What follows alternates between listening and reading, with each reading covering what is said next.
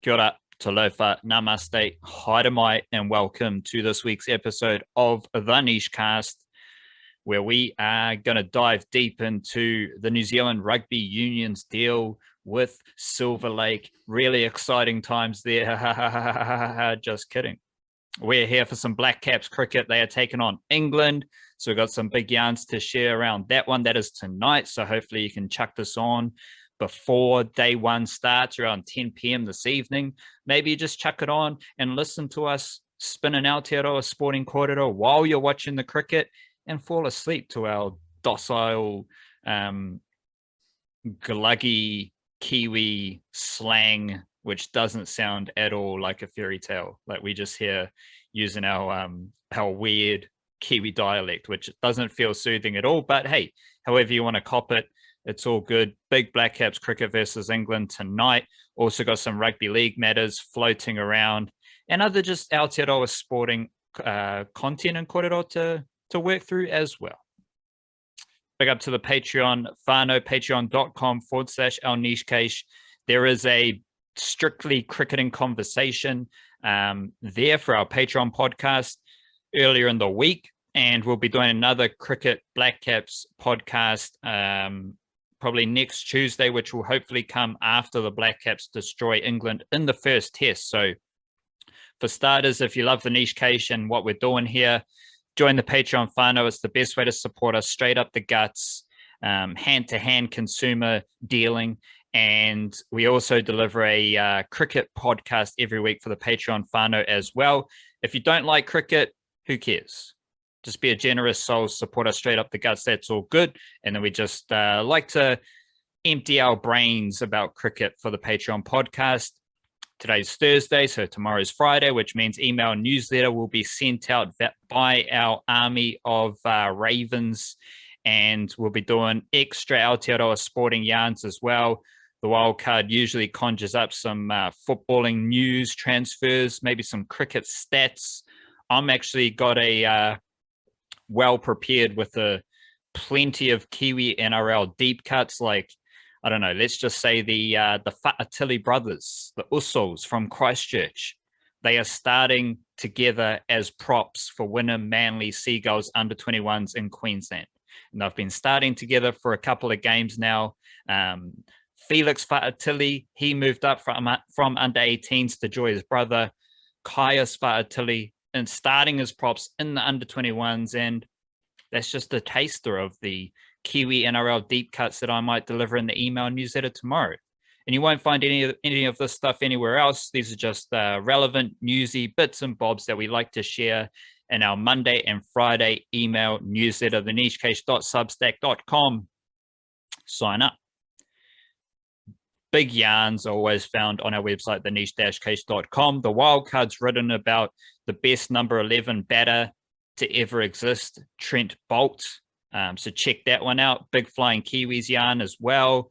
I did 5 funky Kiwi NRL nuggets for this weekend's round of NRL footy. We got the big White Ferns contract situation. Wrote about that earlier in the week. Wrote about the Blackcaps versus England test preview as well. So all the big yarns are on our website, theniche-case.com. Check all of it out. Coming at you from every angle. If you're into social media, stop it. But if you can't, if you're addicted, we fire off some tweets every now and again, and we're just finding little highlights of Aotearoa sporting mahi on the Instagram as well. So if you're into a bit of Twitter, a bit of Instagram, we're on there as well, the niche cache. Pretty easy to find. Podcasts, yarns, email, Patreon, social media, it's all there for you. And we're just here in honor of Aotearoa sport, trying to serve it as best we can. We start our podcast with a dose of mindfulness. Wobbly wildcard. What do you got? What have I got?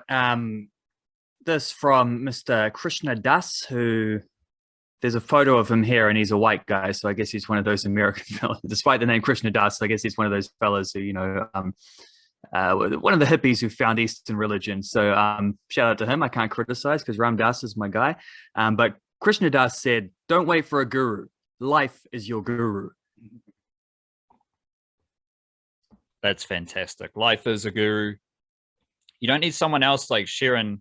We're not your gurus here. Like, we do mindfulness every podcast, but we're not the gurus, and we're certainly not No, your guru, because we're we're just peers. trying we're just trying to figure out our own life, and that involves our own guru, which is kind of, if life is your guru, that makes you your own guru, because it's how you interpret life. It's your perception of life and your willingness to learn, adapt, and grow. That is the guru. So the guru is just inside of you. Yeah, like you learn how to live by living, right? It's you don't really get the I mean, I don't know if you want to get into past lives or whatever, but can you remember past lives? Either they don't exist or you can't remember them. So you can't take lessons from that. You just got to figure things out as you go along. And ultimately that's all anybody is doing, like just figuring it out as you go along. That's how you learn. How do you get good at I don't know, writing sports articles for a website? You do it. You just commit your time to it and do it over and over and over again, and you get better and better as you go along. Same as any skill. Same as how you become like a professional sportsman. You start young, you practice heaps, you continue to practice, you practice some more, you play a lot, and then if you're lucky and good enough, you continue to get better to where you just get carried on and on and on and higher up. Same as anything, you learn by doing it. Although I don't want to throw the idea of a guru out entirely though, because I do think it's an important thing to have like mentors and trailblazers and people who can show you what's capable and help it sort of expand your imagination and things like that. But also maybe you don't need to treat them as gurus. They're just like slightly further along on their own personal journeys than you are on your personal journey. You take lessons from that, but you don't need to idolize other people, right? And that involves putting the power outside of yourself. Yes. Whereas I think what we're talking about, what a lot of the mindfulness is the powers within yourself. So while it's always true, like, yeah, you have other people helping you out and guiding your mindset and guiding your personal growth and spiritual journey. But at the end of the day, it's all up to you. It's up to your own mana. And that's just what we're trying to do here, is raise our mana as individuals. And then, the energy of Aotearoa permeates across the oceans. And that's a fantastic thing. If we each just raise our own mana, then the mana of Aotearoa is amplified, and it's all in alignment with the glory of Aotearoa. Raise your mana. Well, there are some big things happening. Big things happening in the Aotearoa sporting realm. But I'm curious, like, just to set the tone here, what are some low-key things, some things just like obscure little things off in the distance that that you're just keeping an eye on? And I'll help you out here because I've got a couple of examples. So this weekend, Lydia Ko, she is playing in the US Women's Open, which is an LPGA major event that starts tomorrow morning / overnight, which is quite interesting. Obviously, my headline acts are the Blackcaps. We've got a full round of NRL footy. A lot of those Kiwi-NRL deep cuts are in my mind as well. So I'm kind of, as an example, it's just like I have to force myself and I have to remind myself, like, Lydia Ko's playing in the major, keep checking in, keep, thinking about Lydia Ko, keep watching some LPGA stuff on the tally as well. So Lydia Ko's one thing. And then also another fantastic example, we've got the Blackcaps playing Test cricket in England at the same time as the T20 Blast. And there's usually a couple of Kiwis playing in the T20 Blast, but none more excellent than Glenn Phillips himself. So that's just something else I'm keeping an eye on. Glenn Phillips did smack 50 not out off 30 balls, I think it was, bowled and over. Second bowler used 6 RPO overnight, and that was his 4th game of T20 Blast. So also just keeping an eye on the T20 Blast and what's happening there with some of these Kiwis, especially because Glenn Phillips was 2nd in T20 Blast runs last season. 12 innings and he averaged 55. So I think he had a strike rate of 160 odd as well, which is fantastic. So what are some other things beneath the radar, just things you got to go out of your way to check in while all this other major shit is happening? Yeah, there's definitely a few. A lot of the Flying Kiwi stuff has really, like, just slammed on the brakes in the last couple of weeks, which has meant a lot of super busy stuff because seasons are ending and I'm not just writing a match recap. I'm also looking back on how, like, where did they finish in the league table? How many games did this person play? Goals scored, influence, blah, blah, blah. In a couple of cases, that means like trophies that were won and finals that were played and stuff like that. But a lot of the European seasons, as I say, like they come to an end, big, busy, like couple really busy editions in the last couple of weeks. I'm guessing the next few, not so much, because all the top All Whites are away at an international camp. All Whites obviously being a headline act. Although I will say maybe one of the lesser acts, the undercover ones, might be tomorrow afternoon. Costa Rica are playing against Panama in a CONCACAF Nations League game, which is one of their 2 games they've got to play before they play the All Whites. So I'm definitely going to have a check out on that. Might save the email till after that, and so I can write some recap notes or something like that. We'll see how that goes. That's there. But also when seasons end in Flying Kiwis, that also means transfer season starts. So that's definitely a big one. Just this morning, waking up, checking the feeds, and Daisy Cleverly signed with HB Køge in Denmark, which is actually the same club that Marco Stamenic has been at for the men's team on loan from Copenhagen. Copenhagen are the Danish champions. They just won the thing, so they're at least going to be in Champions League qualifiers next season. Don't know if Stamenic has done enough yet to crack the first team, but hopefully, like, he's had a good season out on loan, so we'll see how that goes. And as he leaves HB Køge, Daisy Cleverly joins for the women's team, and like the men's team are in second division. The women's team are the 2-time defending champions of Denmark. So there's a little bit of a difference there. One's a team you go out on loan to, one's a team you would go out on loan from. They're basically what Copenhagen is for the men's thing. So that's potential Champions League next season for Daisy Cleverly. That's a fantastic signing. That's huge. After I'd just written on Monday about how for the first time in over a decade, no Kiwi women were set to be involved in even in Champions League qualifying, let alone the Champions League tournament itself, like the actual thing. But now potentially there will be. So it's awesome. It lasted like 3 days. Daisy Cleverly getting a massive deal there.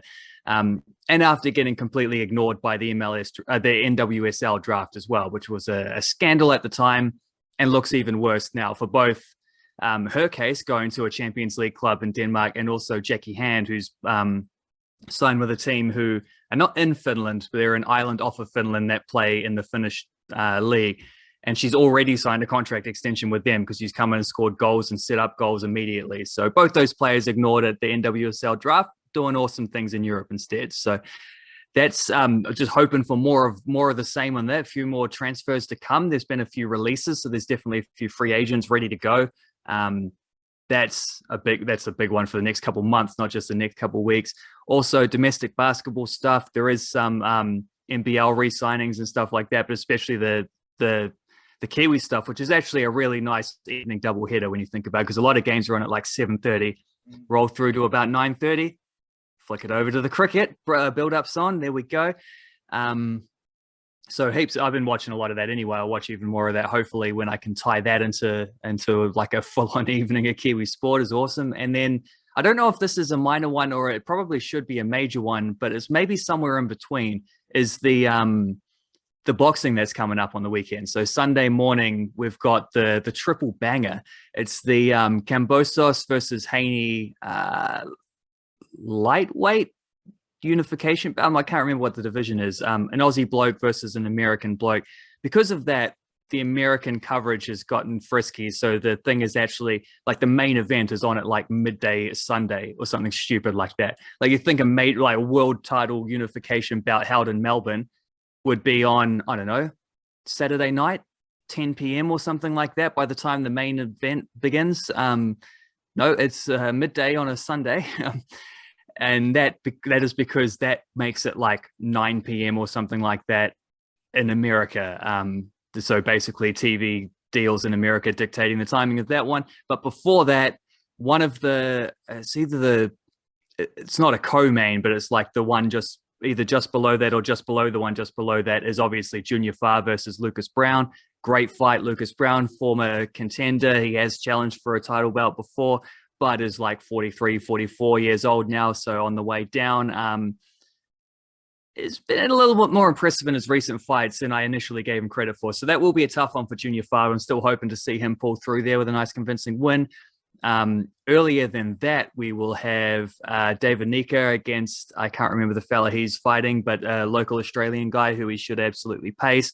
The cruiserweight bout, and then before that, so we're probably talking at something like 8 or 9 a.m. in the morning. I will check the times and see if I can get some kind of better estimation. I'll put that in the email. But Hemi Ahio's fight will be earlier than that. He's fighting an American fella who's come over. So good yarns there. Like none of them are the main events or anything. And the timing is a little bit frisky because of the American telly stuff. But definitely going to be writing about all three of those things. And that's something like that's an event I'm very much looking forward to on the weekend. It's not really. It is a low key thing, but it's not really. Like it starts the city. It's sort of in between, yeah. It starts city kickboxing season, which has a little blow because Blood Diamond, his fight with Orion Kossi or something like that, his fight's off, and that was for a June 11 at UFC 275. So I think that fight is off.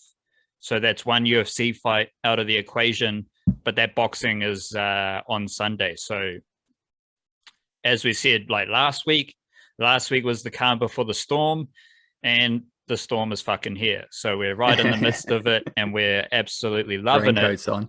On.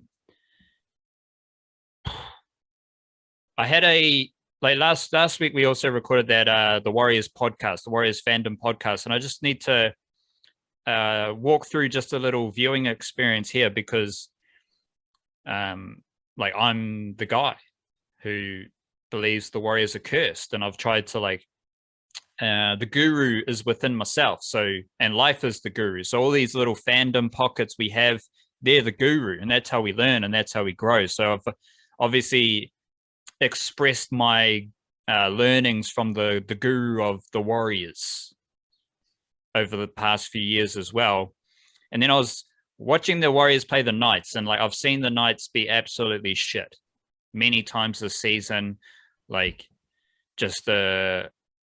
it's one of those teams where I've actually really enjoyed how shit they are. Unfortunately, it comes at the cost of Leo Thompson from Napier, I believe. Simi Sasangi has had some good opportunities with the Knights. Jura Momosia's been out injured, but he is back in reserve grade, I believe. So it's been tough on them. And then that Warriors game starts, and at the start of that game, I'm thinking the Knights really suck. The Knights are just a terrible team. Not much mahi in their defense, and the Warriors were scoring easily. And then all of a sudden, the dark arts come into the equation. Some kicks go out on the full. Sean Johnson continues to be... He's just doing his best Cody Nikarima impersonation, really, just the inconsistency there. He puts a couple of kicks out on the full. Reece Walsh, one of the most error-prone players in the NRL. He's good for a kickoff that goes out on the full nearly every game. It's one of the strangest things, just how often he kicks it out on the full from a kickoff. Those things happen, errors, penalties, and as soon as that happens, I know the Warriors are going to lose the game because that's the curse, and that's just how it happens. But it was interesting just to experience I was fresh off some Jatiaroa vitamins as well. So I was, amplified for the experience. And I was like, yeah, this is it.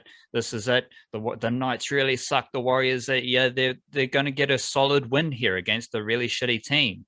And then they implode and the shitty team defeats the Warriors. And then that was a learning experience for me, obviously, always learning, always trying to just work with the guru of life. But it was also a beautiful experience of just alignment, divine alignment, where you just know the curse is in action.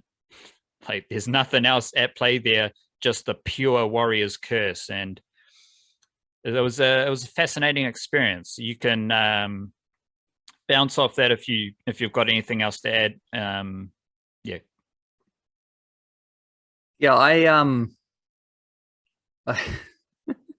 I watched the start of that game at the aftermatch of my own football game, where we're to the pub down the road. It was an away game, so they did the function there, and then watched just as I was leaving. I watched about the first, I don't know, 5-10 minutes or whatever it was, and then just as we're leaving, the Warriors scored, and then had like a 30-minute drive back home.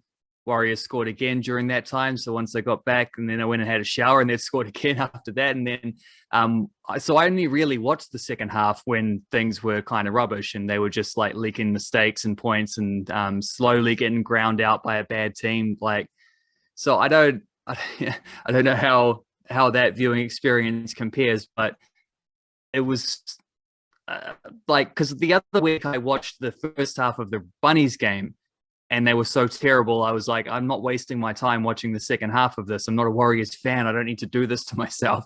So I didn't watch them. The second half was fantastic, and then he lost by 2 points. So I've had this habit of, I don't know, I when I'm watching, they bring out the worst of them.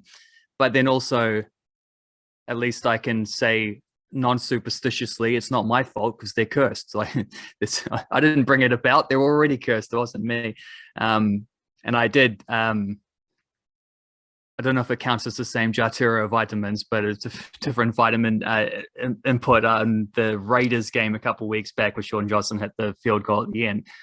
So that was a nice one to watch under some influence. So I've gone a few full circles with the Warriors watching them, but I don't know. It seems like they make for more entertaining games at a distance, like when you don't have to be invested in the outcome, because the outcome just seems baffling at the moment, and they're in such a good position to win the game, and they just didn't know what to do. It was weird. It was weird just watching a team who, like, it's not just that they didn't have any control over how to play with the lead like that.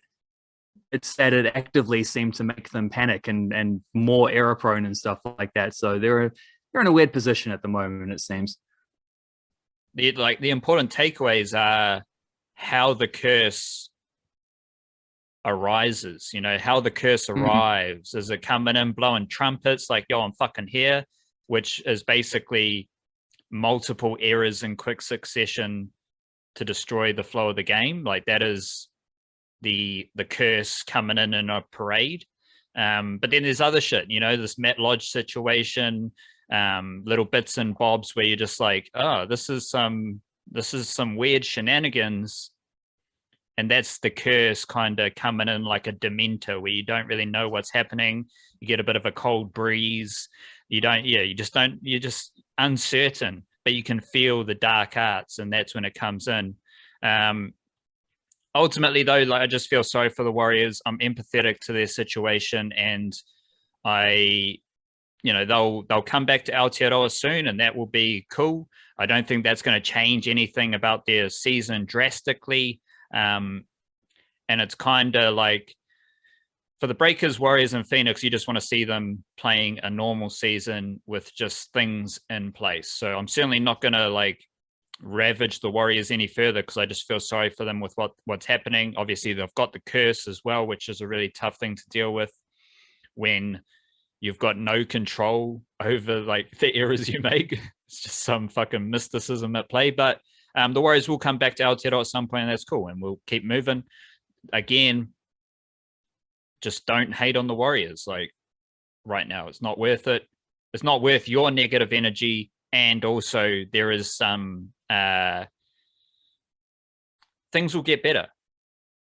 Whether they get better for results, I don't know, but the situation will get better where fans will be actually able to go to games. They'll have a home base. They'll have a reserve grade team. All that shit will be in place.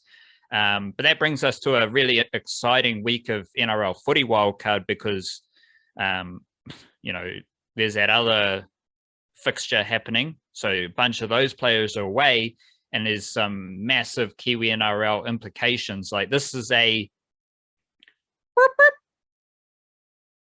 Joey Manu at fullback alert. Fucking hell. He's played every game at centre this season, but anytime James Tedesco is out, Joey Manu just slots in a fullback and does an exceptional job. So really excited to see Joey Manu at fullback for the Roosters. Lots of Roosters, Kiwi-NRL Roosters playing well, and they're coming up against the Raiders, where They're a cool Kiwi-NRL team, so that's an exciting fixture. That's the last game of the round on the Sunday. Warriors are playing the Sea Eagles on Saturday. Sea Eagles, plenty of Kiwi-NRL funk. Morgan Harper at centre, Christian Tuipulotu on the wing, Kieran Foran starting at halfback, Josh Alawai starting in the middle, alongside Toa Fafoa Sipley. Like, I don't even, like, they're not quite as mediocre as the Warriors right now, but they're not in fantastic form, and they got a big Kiwi-NRL presence, so that's going to be an interesting watch. On Friday evening, you got the Panthers versus Bulldogs. James Fisher-Harris, he's leading the Panthers team. Also got some funky Bulldogs wrinkles. I think Jeremy Marshall-King is going to sign with the Redcliffe Dolphins if he hasn't already. I saw a headline. I haven't actually confirmed that. But that continues a few podcasts ago, I highlighted like almost half of the Redcliffe Dolphins signings are from Aotearoa. So if you add Jeremy Marshall-King to that, that's just another one, which is quite interesting. And then tonight, the Thursday game, you got Titans versus Cowboys. Titans are pretty crap, but they got a lot of Kiwi-NRL players: Patrick Herbert, Jermaine Sarko, Aaron Clark, Isaac Liu, Eason Masters. And then the Cowboys are really hot. You got Peta Hiku, Griffin Niami, Connolly Lemelu's there, Jason Taumalolo's there. So it's a really interesting round of NRL footy. Only 4 games, but these 4 games are like a concentrated energy of Kiwi NRL funk. And I wrote about Joseph Tapine, James Fisher-Harris, Joey Manu. What else did I have? I broke down the Kiwi NRL centers playing in this round, as well as the Kiwi NRL wingers playing in this round. And there's only 4 games, but there's a whole lot of Kiwi NRL juice in this round of NRL footy. Yeah, the state of origin rounds are funny, aren't they? Where it's like a bunch of teams are on a bye, other teams are playing without their best players in a lot of cases, and it like sort of gets played off as this it's this grueling part of the season where you're going to be under strength, and it's just about how much depth do you have, how much can you battle through, can you grind out a win when you're missing a bunch of dudes, and can like form book out the window, all those kind of things. Unless you're watching it from the Kiwi NRL perspective, where suddenly it's just this amazing opportunity because the fringe guys are all being chucked in because of those guys who are missing another position. So it's a weird like trans-Tasman flip side thing. And I don't know that necessarily gets appreciated as much in Aotearoa, just about like how many dudes we have who are right there on the fringes waiting for that opportunity. And like over the next month, basically, as we get these bye rounds and these state of origin guys missing in a game or two, like this is kind of when a lot of those guys get to make that NRL opportunity their own. It's a factor that ought to be hammered home a little bit more, I think. But then that's the case with a lot of the NRL coverage that you write about. It doesn't necessarily get covered in this country as much as it should. Just like rattling through some of the players I listed there and some of the teams, there's not actually like that many dudes getting an opportunity because of state of origin. Like they're all just kind of there, which I think shows Kiwi NRL growth just with more numbers. You do have a situation where someone like Preston Ricky for the Penrith Panthers has been named on an extended bench. Now, for those who don't know, Preston Ricky, I think he was born in Rawene, which is where James Fisher-Harris was born, and he's from the Hokianga region as well. Came up through the Warriors, and then prior to this season, he moved to the Penrith Panthers.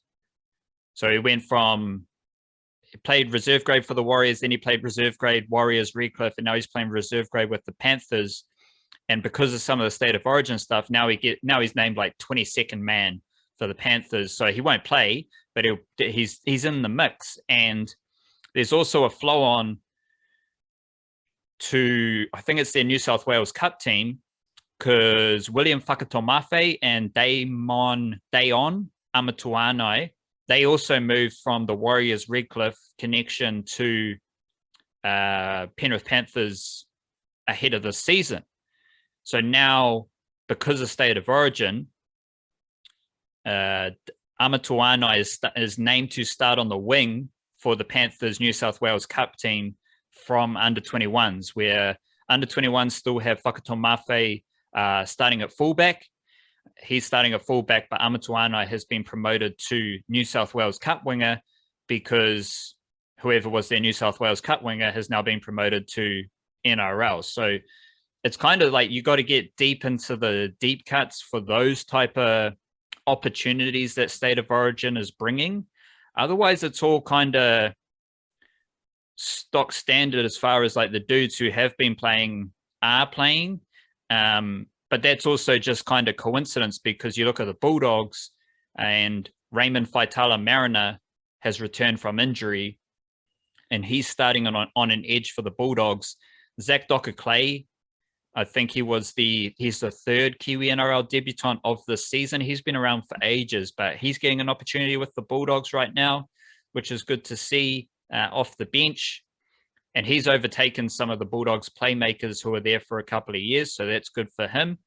But yeah, so it's not because of State of Origin that Raymond Faitala-Mariner is playing this week. It's just coincidence that he's coming back from injury. The Bulldogs suck and they kind of want him back in the mix as well. So it's there's just so much intrigue and funk around these teams. Yeah, and the State of Origin period as well is a multi-week thing. So it's going to 8 teams are on a bye this week who also might have their own situations like what you're talking about there. When they come back around and get State of Origin influenced fixtures and team lists and stuff like that. So it's quite a funky time of the season in a number of ways because it's also just like one of those things we talk about a bit is like good. Well, we talk about a lot of things about what goes into like championship winning teams and what makes a sports organization like effective and successful. And one of the major ones really is depth. And this is one of those and it's not just depth about like how do you have like 20 to 30 players who can play at this level. It's also depth about like you're missing this one guy. The Manly Sea Eagles against the Warriors this weekend don't have Daly Cherry Evans.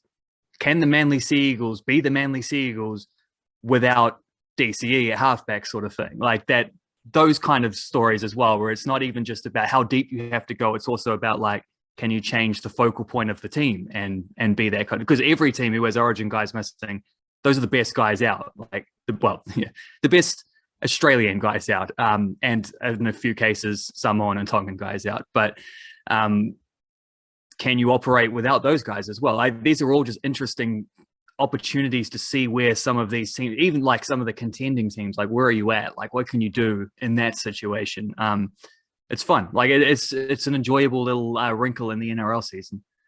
And you'll see like the Storm do it a lot, and most recently they've done it with this Wishart kid who I think was a hooker at the Dragons, and then the Storm signed him. Obviously Brandon Smith's going to leave and the dude's fucking filling in at fullback, he's filling in at center, like he's filling in at middle forward, and it's just kind of like that you need to be prepared to plug these holes in the team if you're like on the bench. And that's just the prepared nature of the best teams, because like you're on the bench to do this specific job where you might play all these random positions. You're not on the bench just to provide cover at hooker. And now I think about the Roosters, like Joey Manu, if he's playing at center, he might do some fullback things during a game. But then also he'll start at fullback. So he's always there as an option at fullback. And I'm fascinated by what happens, because you mentioned the time of year and what's happening right now. There's also an Aotearoa Kiwis test match coming up against Tonga. So there's a lot of, yes. and other international games like Samoa's playing Fiji, I think. So there's a lot of like, we're going to get those rankings and those tiers sorted out through international selection. And the common thread between the three lads behind me is they're all playing their best footy of their lives. Fisher Harris, kind of. And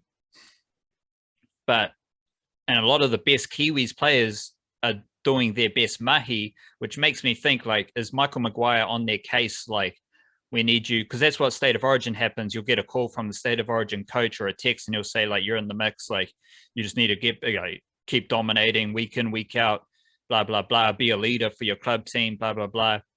I think that might be happening with the Kiwis under Michael Maguire, where he might be making sure these Kiwis players are leaders in their teams, because Joseph Tapine has just exploded to a whole new realm.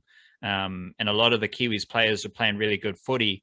And I think he's just kind of making sure some of those dudes are engaged with Aotearoa Kiwis matters. And of course, we do have the annual, well, it's kind of like twice annual, Michael Maguire is going to be sacked as Tigers coach stories coming out right now. Like, I think it's more than twice, isn't it? Yeah, 3 times a year, Michael Maguire is going to be sacked. The only thing that's missing from this round of NRL footy is West Tigers and their ample Kiwi-NRL crew, which is their Western Suburbs Magpies are playing a New South Wales Cup. So a lot of their, like Asu Kepa is playing New South Wales Cup after starting at centre for the Tigers in recent weeks.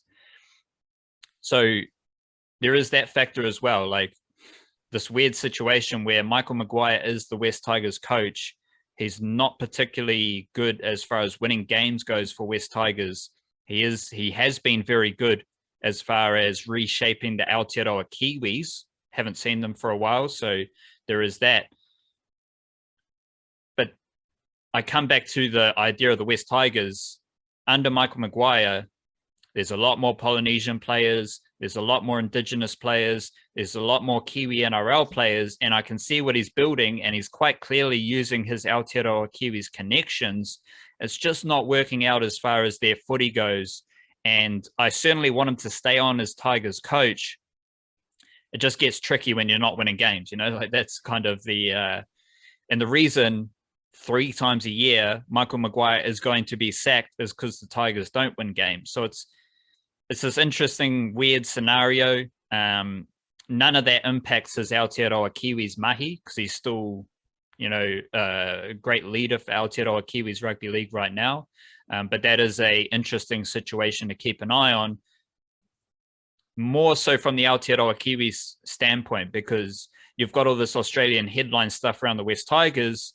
Well, the next thing that's going to happen is he's going to name an Aotearoa Kiwis squad, and then they're going to play. And it's like, that's a whole different kettle of fish that obviously the Australian media don't know anything about. Or don't, but just aren't particularly bothered about and missed in that other aspect. And international coaching and club coaching are very, very different things. One of them is like feet on the ground every day of the week, full-time kind of thing.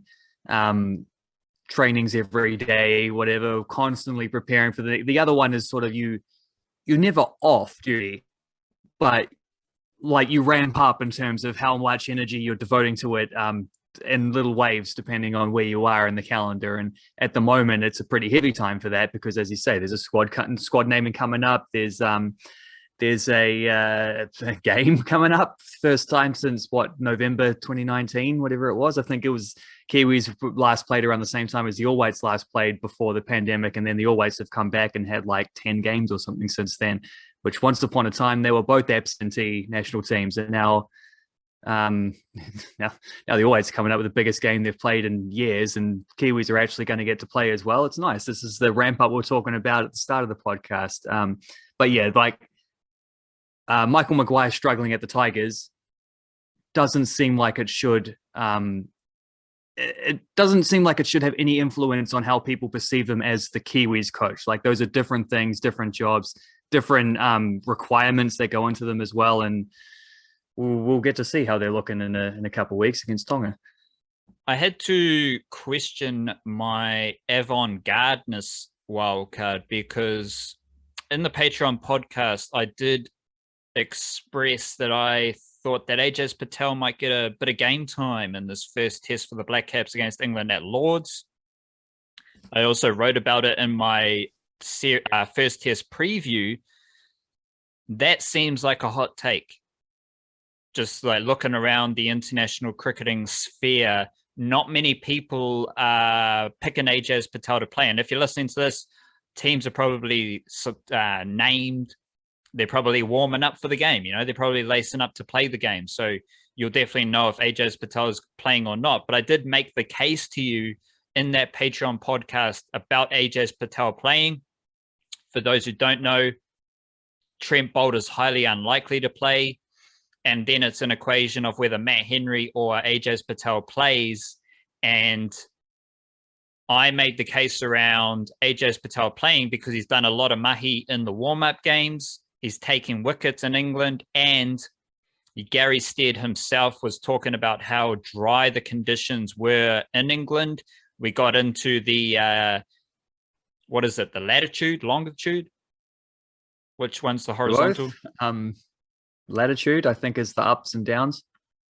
And these games are all happening. The two warm-up games in the first test at Lords are all happening in the southern quarter of England, which is a bit drier, a bit closer to the equator, a bit more Mediterranean, as fucking Mediterranean as England gets.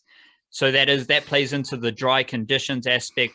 There is a bit of rain forecasted for this Lord's test, but all of it came together. I just had this sneaky feeling that AJ Patel might play this first test. And of course, there are 3 tests, so Trent Boult can come in at any time.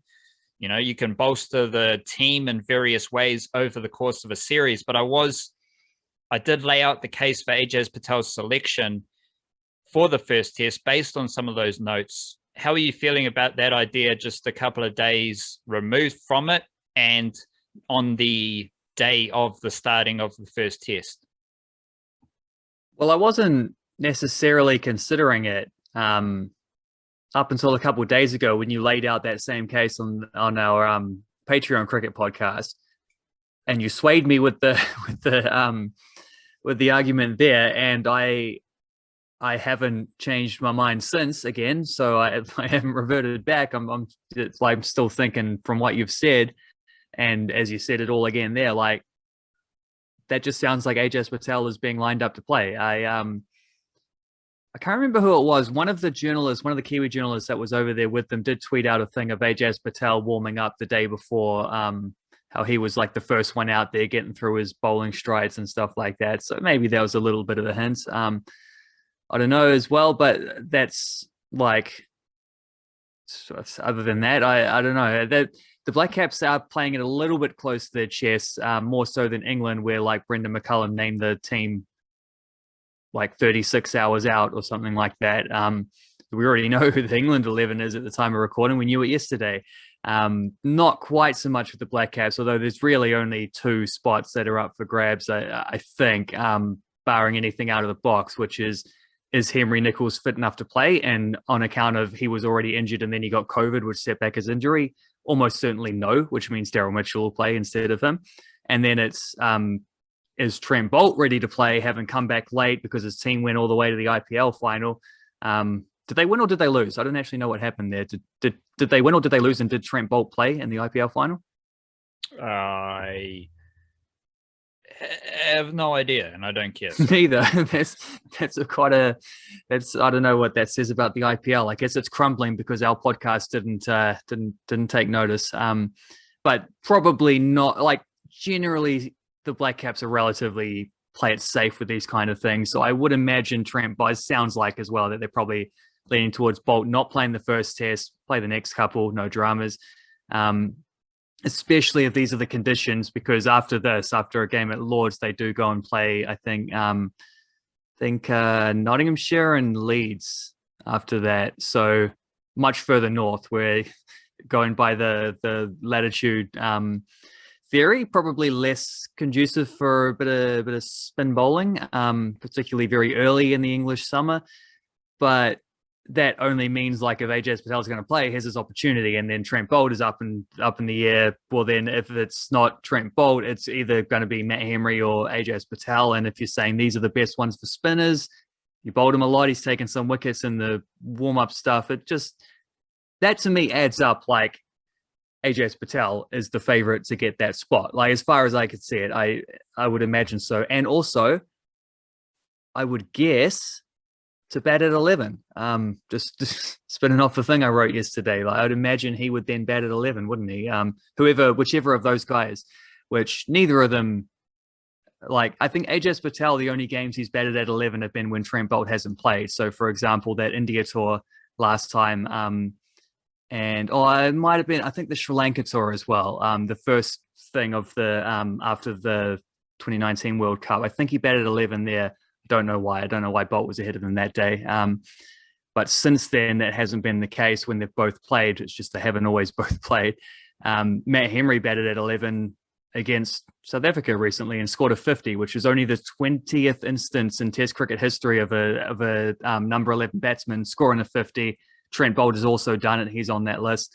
And Richard Collins is the other New Zealander who's done that, who once held the world record for the highest score at number 11. That's completely irrelevant to the course of the game, but it just spinning off my thoughts there. Whichever one plays there will also be the guy batting 11s, which means we will have to wait until at least the second test for Trent Bolt to score the, I think, 35 run. I think it's 35 runs off the top of my head that he needs to become the all-time Test cricket leading scorer, like top run scorer from the number 11 position. He's, I think, third or fourth at the moment, and he's about 35 runs to take over. I think it's Glenn McGrath. No, first place is Murali, then it's Anderson, Jimmy Anderson, then it's Glenn McGrath. So we also got to keep Jimmy Anderson from scoring runs at 11 in the series too. So there you go. There's some out of the box number 11 batting stats as well on top of that argument. But Ajaz Patel, I would imagine, is it sound like the tea leaves seem to suggest that he's the guy who'll get the go on the first test, but we'll see how it goes. Ajaz Patel was the leading wicket taker from the two warm-up games as well. That's a factor. Ajaz Patel's probably a better batter than Trent Bolt, but Trent Bolt's the better number 11, which is a weird paradox.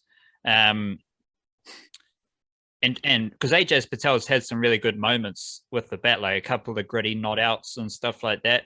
Not quite as... Well, it was him and Rachin Ravindra who batted out the draw in India in the first test, exactly. Wasn't it? So, but I do want to say something about the Trent Bolt batting, because everyone remembers him hitting that 6 against for Northern Districts in the Super Smash against Canterbury, right? Yeah, last ball to win the game, yeah. That game was all about Kartini Clark, though. And for anyone who just saw that highlight of Trent Bolt hitting a 6 or just, remembers that moment, I don't know if you can rewatch games or shit like that, because New Zealand cricket coverage is pretty terrible in that regard. I don't know, Spark Sport might have it on demand, I don't fucking know. But Kartini Clark got injured, stayed batting, and just smacked boundaries because he couldn't run.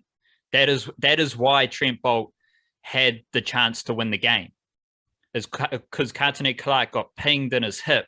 He couldn't run as an opening batter at the start of the innings, and then he just hit 6, 4, 6, 4, 4, 6, 6 because he couldn't run.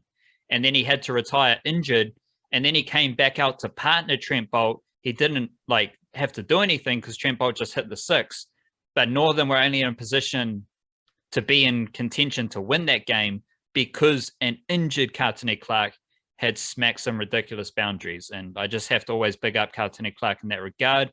One point here, Wildcard, our Patreon commented on our last Patreon podcast, and he asked about Daryl Mitchell. Daryl Mitchell has snuck up to being the backup middle order batter, and it's a basic, are we sure Daryl Mitchell is that good? And that's a fair question to ask. And a lot of these lads, when we see such promotions, we have to do it ourselves. Are we sure Ajaz Patel is in form? I've laid that case out. I think he is in form, and I think he should play. Daryl Mitchell, are we sure Daryl Mitchell is a certified backup middle order batter?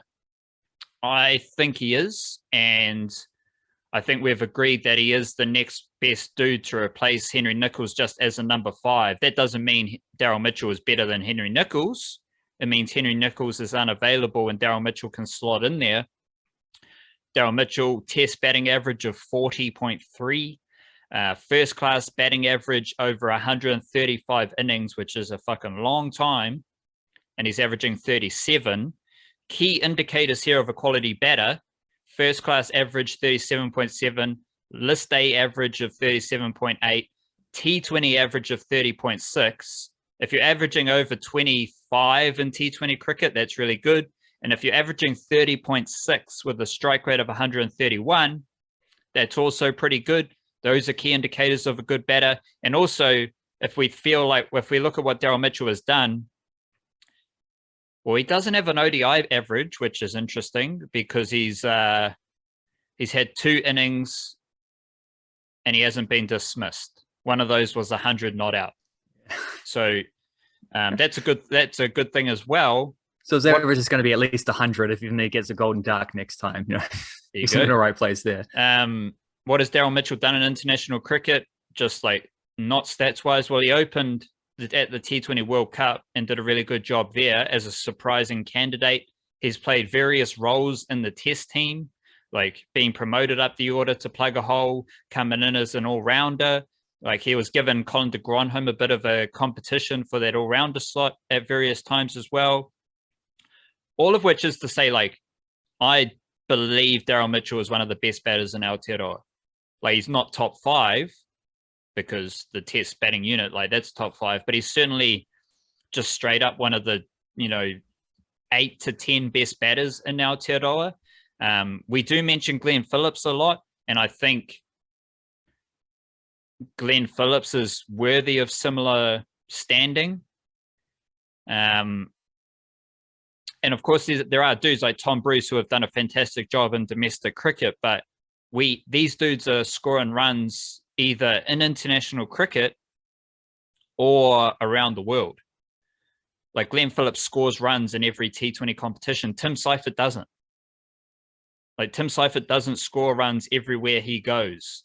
Glenn Phillips is a certified run scorer. And the only dude who I can think of as like giving Daryl Mitchell a run for his money in that backup batting slot, like we're not talking Daryl Mitchell's going to bat number 3 or Daryl Mitchell's going to be a test opening candidate because they went with Hamish Rutherford for that. Not in the squad, but in the initial squad, right? So it's kind of like, I think Hamish Rutherford is viewed as a backup opener, and he is one of the best batters in Aotearoa. Like you look at what he does in domestic cricket, he scores runs in all formats, and he's done it for a long time. When you get into the middle order realm, I think it's Glenn Phillips and Daryl Mitchell. And I can see why Glenn Phillips is overlooked, because he is a bit too funky, and his move to Otago has now been confirmed. Where I think Daryl Mitchell's just got a tidier game for Test cricket right now, and that's why he's selected ahead of Glenn Phillips. Question A, how do you feel about that kind of just like pocket of backup batters? And question B, is there anyone else? Well, there's definitely at least one other person who's in the extended test squad, which is Michael Bracewell. But there is a reason why Mitch, because I think if you just go head to head, batsmanship, like just talent, ability kind of thing, I think Glenn Phillips would be ahead of Daryl Mitchell. I think Tom Bruce would be neck and neck. I think they're quite even, but they're very different. Yes. But when we're thinking Glenn Phillips, we're thinking funky shots everywhere, quite a quirky technique, but a very skillful batter in all formats, well-rounded in all formats. Daryl Mitchell is a bit more classical in how he plays. So I don't think one is better than the other. I think they're just super different, and one is better suited to the Blackcaps test role right now might be a good way to frame it. Yeah, well, I think one is better than the other. I think there's a lot of guys who are close, but I think Glenn Phillips is, I would have him ahead of Daryl Mitchell, but at the same time, you're not picking the best players from wherever. You're picking the guys from the 20-man squad that you pick. And there's a reason Mitchell gets in and Phillips doesn't. It's because Mitchell offers you more in terms of like, if you're not in the first 11, it was like that thing you're saying before about the Melbourne Storm. Like you're a backup hooker, but we need you to play on the wing or at center or whatever. Like Daryl Mitchell opened the batting at the 2020 World Cup from not being expected to even be in the first 11. Like Daryl Mitchell has come in and played the all-rounders role, scored a 50 on debut in test matches against England, coincidentally. He has a test match 100. He has an ODI 100. He has been in the squad like in that group, and we know how important that is across all formats for the last couple summers now.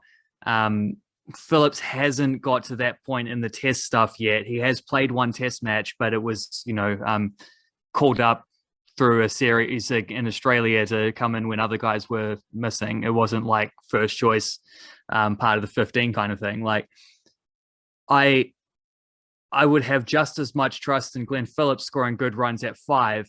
But I also, as I do Daryl Mitchell, but I also don't think Glenn Phillips would be picked to bat 3 when Kane Williamson is injured, like Daryl Mitchell was asked to do in India for the second test. So I just think the reason Daryl Mitchell is in the squad to be picked for that role is because he is a more versatile player, and his bowling is like Glenn Phillips, we know, is a increasingly tidy bowler. Not really for the test match stuff though. That's like a 2020 trick, a little bit of a one-dayer trick. It's not really whereas, and Mitchell doesn't really bowl in test matches either. He doesn't actually bowl a lot for the Blackcaps at all. Plus he's a couple years more experienced as well, as another thing to keep in mind. And they do like their experienced guys who is a little bit more trustworthy on the big stage. So like all things considered there, I think there's no controversy as to why Daryl Mitchell has been picked, because he ticks the most boxes.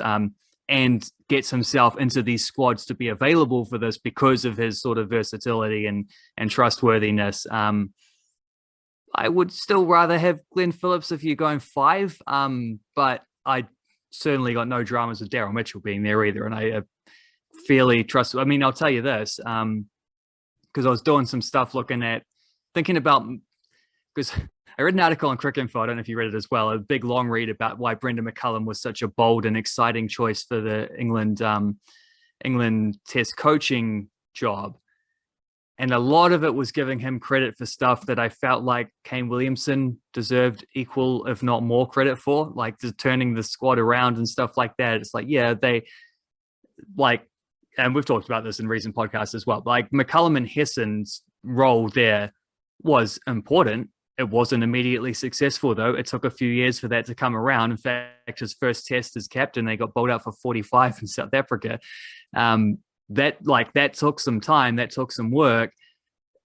And it's also definitely the case that when he left and Kane Williamson took over as captain, the Blackcaps went to another level. Now, could they have done that without the foundation laid by McCullum and also Hesson, who I think continually is being ignored in this stuff as well? Like it was a 1A, 1B thing there, like coach and captaincy partnership. Could they have done that without that? Well, probably not, but they had that and they still went to another level. And I was looking at some stuff to see what the different batting and bowling averages were under McCullum's captaincy, under Williamson's captaincy.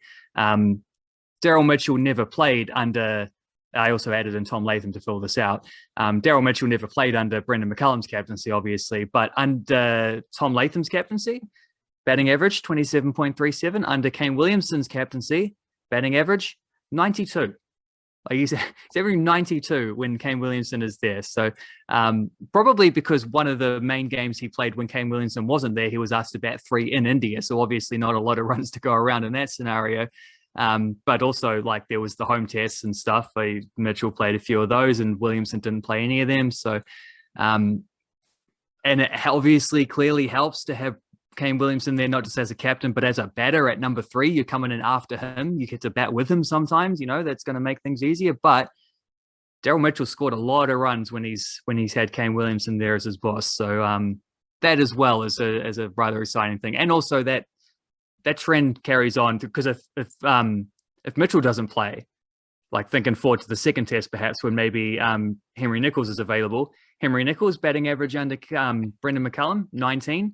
Batting average under Kane Williamson, 41.93, more than double. So there's a trend of course, Tom Latham, 38s under McCullum, 45.5 under Williamson, only 33.75 under his own captaincy, curiously. But there you go, And I know for a fact that the same thing happens with the bowlers. All the bowlers have got better under Kane Williamson compared to Brendan McCullum. And big Kane Williamson fan right here, this guy. This also half Pakia, half Palangi, big Kane Williamson fan. So you're never going to hear me say Brendan McCullum's had more impact on New Zealand cricket than Kane Williamson is. I don't believe it's true. I believe Kane Williamson is the GOAT. I believe Kane Williamson is the hero of New Zealand cricket, and I'm absolutely looking forward to Kane Williamson taking a big old poo, as I like to say, over Brendan McCullum. On those bowlers, I can tell you that as well. One bowler who quite obviously has not gotten better under Kane Williamson's captaincy is Kane Williamson. 32.19 under McCullum, 107 flat under his own captaincy, and obviously has never batted or bowled under Tom Latham's captaincy, because Tom Latham only captains when Williamson doesn't play, right? But the big three, Jamieson didn't play under McCullum either, so forget him. But the big three, Neil Wagner, 31.3 under McCullum, 23.04 under Williamson. Tim Southey, 30.23 under McCullum, 23.79 under Williamson, and Trent Boult, 29.15 under McCullum, 26.42 under Williamson. So all three of them have improved by, well, Boult about like 2.5 runs per thing.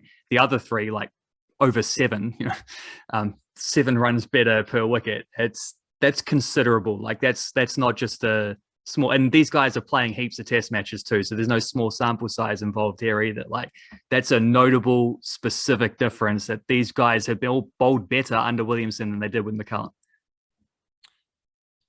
I'm a big fan of Daryl Mitchell's batting. I think, like, I don't think he's like criminally underrated, but by the sounds of our discussion and how some people have discussed Daryl Mitchell, I think he's really good at batting, and I think he's just a better. You think Glenn Phillips is a better batter than Daryl Mitchell, and I'm going to go the other way. I think right now Daryl Mitchell is a better batter than Glenn Phillips. Ultimately, I think they're the same. They're just very different in their operations, but I think Daryl Mitchell is a very good batter with a lot of experience and a game that is suitable to. I think his game suits the Blackcaps really well, because, and this gets back into the Test series, the Blackcaps are the best at adapting. So they adapt to each day, they adapt to each test, and they adapt throughout a series and a tournament. I think Daryl Mitchell's skill set is in alignment with that, because he's got strokes all around the park. He can play seam bowling well. He's got a good pull shot. He plays straight really well. He can up the ante if he wants. He can grit through an innings. So I think he's just a really good cricketer and he's a great catcher.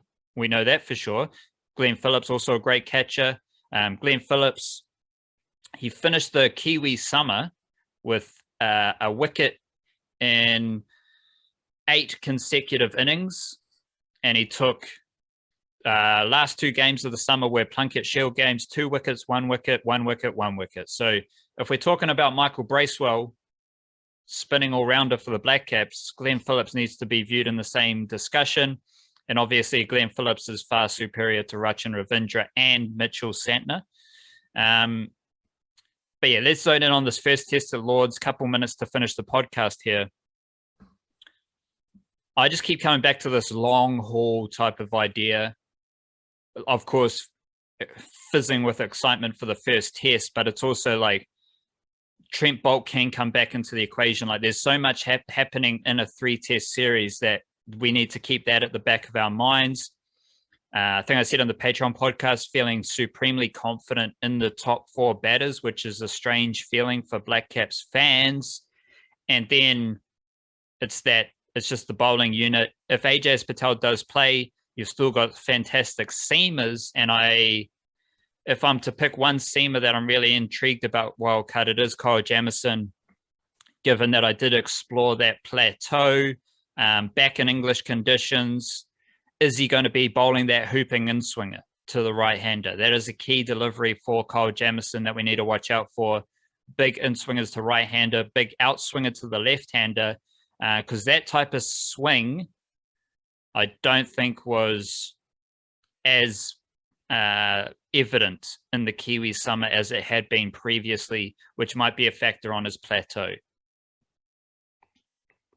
A plateau which has seen him averaging like 25s in recent times versus 15s before that. Like it's relative. I want to ask you the same thing about that Patel thing. Have you thought about that confidence in the top 4 batting since our Patreon podcast? How do you mean? Like just I the basically trust said in? this is the most confident I've ever been in a Blackcaps top order. Have you like Yeah. reflected on that a bit? Like, are you, because you weren't quite there with me for that one, in the same way you weren't quite there with me with Ajaz Patel. So I'm just curious along the same lines. How have you thought about that over the past few days? Because obviously you're thinking about what I say every minute of your life. Yeah, no, I mean, I haven't reflected on it because I don't know that there's that much to reflect on. Like, I don't disagree.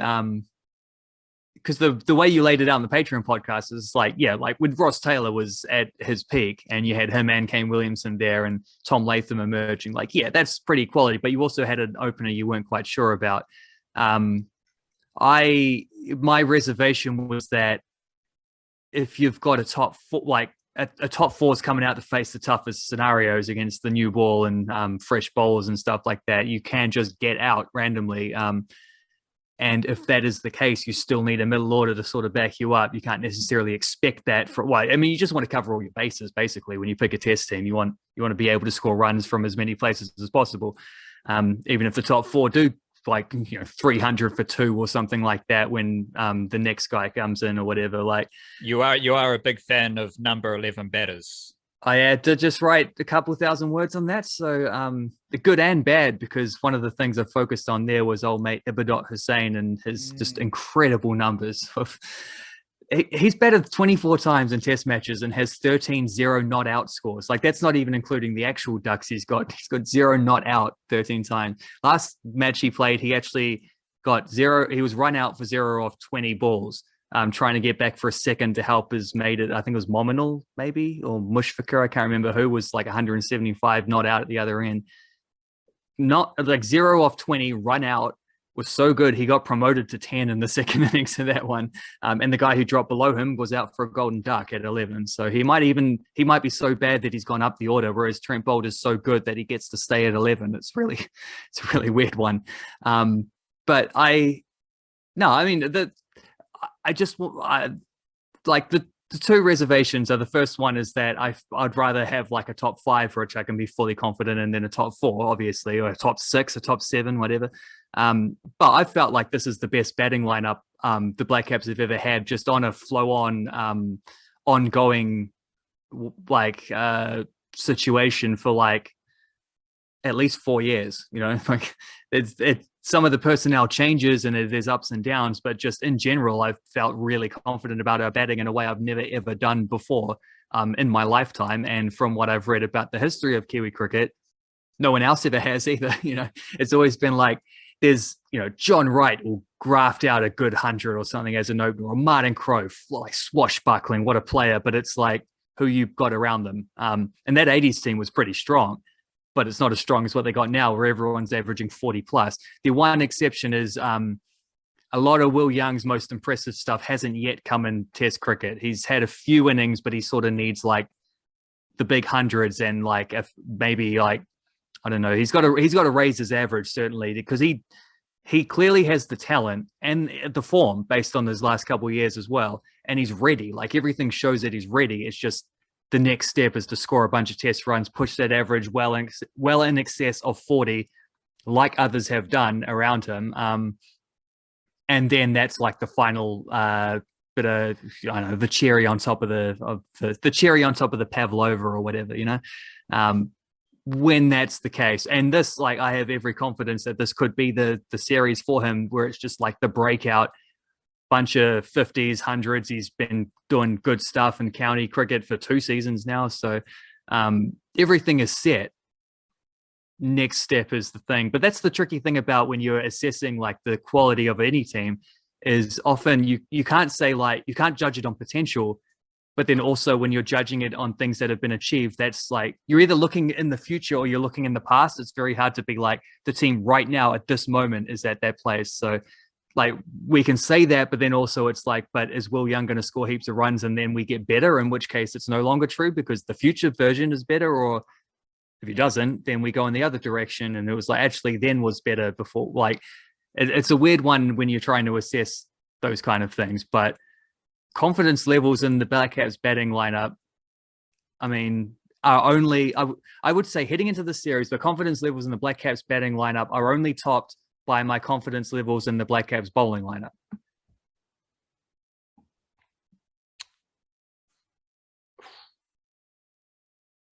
Yeah, I'd agree. I'd agree. It's that's also a tough assessment, but yeah. Because I'm big on the top four. You mentioned like the 5 and 6. I like Henry Nicholls, Daryl Mitchell. It doesn't like no dramas there. Yeah, it can still be the best top 5 we've ever had. You know, like yeah. Compared, like this is coming where we've come from with New Zealand cricket, where it was like Stephen Adams, Nathan Astle, random Joker, random Jerry. Why the fuck is that guy batting up the order? That type of situation. And, you know, then it progressed to like, oh, now Latudu Taylor's there. And Jamie Howe, who didn't do anything in international, like those type of situations where it was like, yeah, okay, a couple moments. We've got one solid international batter in our lineup.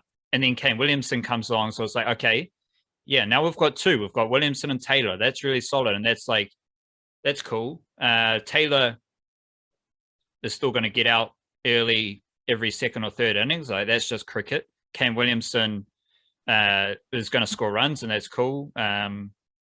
What else is there? There's nothing. Oh, now we've got Tom Latham. He's a world-class opener. He's settling into his work. But he's opening alongside some other random, not a random Jerry, just an actual Jerry Raval, Jeet Raval. He's there. He's pretty good. He looks really good. I like Jeet Raval. He can't score any test runs anymore. Like, let alone whoever was batting at number fucking 5 or 6. Like, yeah, cool. Daniel Vittori is really good at batting, but I don't think he should be batting, 7. Like, that tells you about the Blackcaps batting lineup more than Daniel Vittori's quality as a batter, because he wouldn't batting at 6 but coming in at 30 for 4. Like, yeah, like maybe someone else should help him out first. If Daniel Vittori's batting in this team, like, I don't know if he bats ahead of Kyle Jamieson. Like, yeah, he does. He doesn't bat ahead of 7. No, Kyle Jamieson's he was an opening batter in first 11 cricket, mate. Like Daniel Vittori didn't do that, Colin de Grandhomme, Daniel Vittori's not batting ahead of Colin de Grandhomme. He'd be picked ahead of Colin de Grandhomme, I'd imagine. You'd play him as the all rounder. Yeah, of course, but we're just like rolling through the batting card. Yeah, okay. I mean, shit. I'm not selecting Daniel Vittori ahead of Trent Boult at number 11. Like, if that's the only slot we've got, like, sorry, Dan, but Trent Boult's the best number 11 in the world. You're not getting that slot. And Vittori was once the best number 9 in the world. Yeah. I don't know what that looks like now, but before he did so well that he got pushed up the order higher, I think he might have had like the record run scoring. Well, do you think Daniel Vittori is a better batter than Neil Wagner? Yes, absolutely. I don't at all. His peak, like towards the end of his career, yeah. Neil Wagner is the best batter. Oh, no, Elise Perry uses an Adidas bat. So Neil Wagner might be the second best batter using an Adidas bat in the world. Because I think it's only him and Tim Southey who use Adidas bats. So he's better than Tim Southey. But somehow Elise Perry, the one of the best cricketers, Wahine cricketers in the world, is sponsored by Adidas as well. That's a lot of riffraff. Ultimately, what we're saying, the amount of talent on display and the depth and the pool of depth, like, it's so different now to what it was. And you look through the team, and each one of these dudes and whatever combination of Blackcaps you want to have, each one of these dudes is a worthy international cricketer, which I don't think is a position we've been in too often. Like, even if you go, what was the strength of New Zealand cricket before? It was the ODI team. Yeah. They still had random jokers in the team. It was just like a bit of a mana situation with the Blackcaps, where it was like, yeah, we're the best fielding team, so fuck you. Now it's like, well, each one of these dudes is a worthy international cricketer, and just gives me very solid vibes. And that's a very different situation for Blackcaps cricket than what we experienced growing up, even maybe 10 years ago. Yeah, I mean, to be clear, I think if Daniel Vittori at his peak was available now, he would bat 6 ahead of Tom Blundell, and you'd either drop a bowler or most likely drop Colin de Grandhomme. like prime Daniel Vittori. That's what's going on. But I think a better example maybe is because you've picked the best player of that era, and like, how does he compare? It's like, well, he was the best player of that era. He was the man. I think of Tom Latham, who has at no point in his career been the best Blackcaps batsman.